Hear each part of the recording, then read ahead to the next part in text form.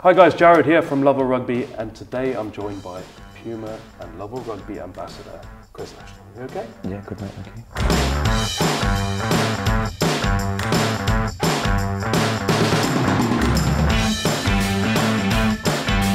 First of all, it's great to see you back in England, but did you enjoy your time in France?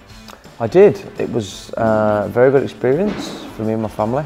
Very different way of life. But I was glad I was able to go and experience it, and I really enjoyed the rugby. You know, it's different to Premiership.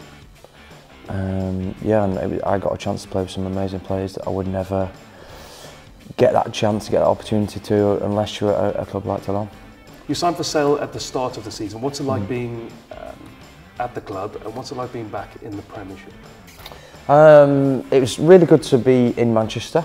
I always hoped that I would be playing here at some point. So I was glad to get the opportunity to come back and play at Sale and be near family and be at home. I think being away in France made me, with a baby and a family, it made me realise how much it's a good opportunity to come and be close to family. And I've still got some unfinished business in the Premiership. I thought I wanted to, still got a couple of records I would like to catch up at some point. So yeah, it's a good opportunity for me. And Sale are building nicely at the moment with a couple of big wins in the Premiership. What's the realistic goal come the end of the season for you guys? I think probably a few weeks ago I'd have taken just not being near the bottom because the league is so competitive. It really is. But literally we get 3 wins together and we're up at 5th now. So with the players that we have, I don't see why we shouldn't be. I always thought it before the season anyway. It's just a matter of getting combinations together. So we're aiming for top 6, and that's where we want to be to play in Champions Cup next season. Moving on to England, I read somewhere that when you were playing for the Barbars, Eddie Jones came up to you. What exactly did he say to get you to come back over? Or was that the plan anyway? Were you always going to come back to England?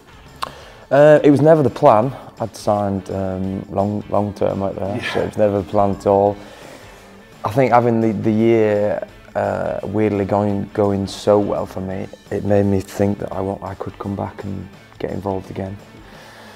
And there was an opportunity came up to play for the Barbars, so and it was just against England at Twickenham. It was a very unusual circumstance that it all kind of just fitted together, and I wanted to go and play with it, play in the game, and it was just before the game that I managed to have a little conversation with Eddie. I hoped that would have happened, and he was just right by us when we were warming up, so I just went a bit closer to him to have a quick chat. Just kind of edged your way a little bit closer. Like, oh. I think he knew it too. I think he knew I was going to head over that way, so I just wanted to. Did you get the impression that he wanted to talk to you?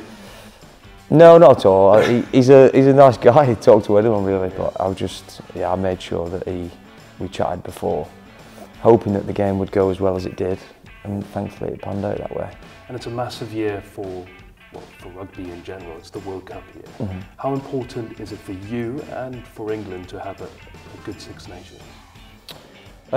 Yeah, I mean, I'd love to get an opportunity again.